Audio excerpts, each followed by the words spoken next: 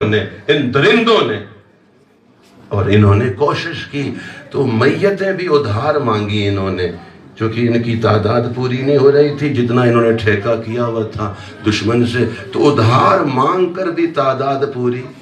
چندے کیا انہوں نے کہ یہ مریض بھی ہمیں دے دو، یہ بھی کرونا میں دے دو، یہ جو فوت ہویا یہ بھی ہمیں دے دو، مگر پھر بھی رب نے ان کو رسوا کیا۔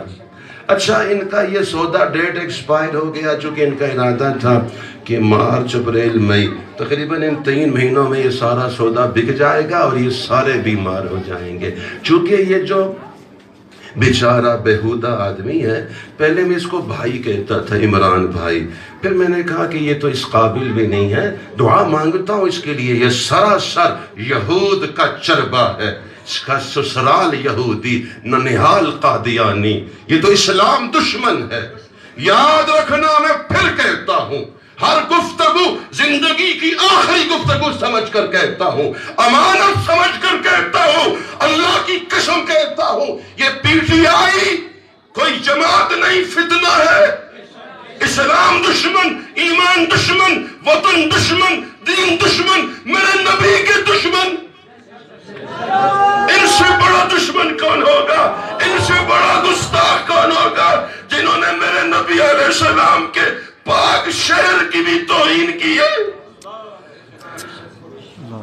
ریاست مدینہ کا نام انہوں نے بدبختوں نے لیا ہے،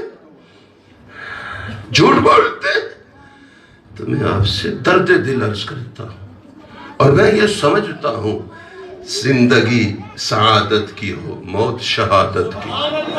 زندگی سعادت کی ہو، بھیگی بلی بن کے نہیں، لومڑی بن کے نہیں،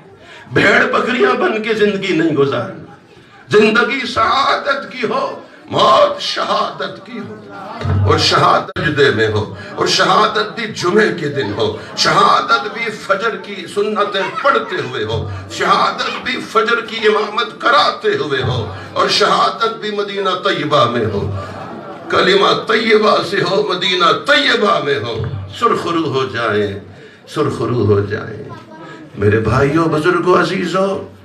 اس کو مذاق نہ سمجھیے، یہ بڑا فتنہ ہے، بڑا فتنہ ہے۔ اللہم انا نجعلک فی نحورہم ونعوذ بک من شرورہم، اللہم انا نجعلک فی نحورہم ونعوذ بک من شرورہم، اللہم انا نجعلک فی نحورہم ونعوذ بک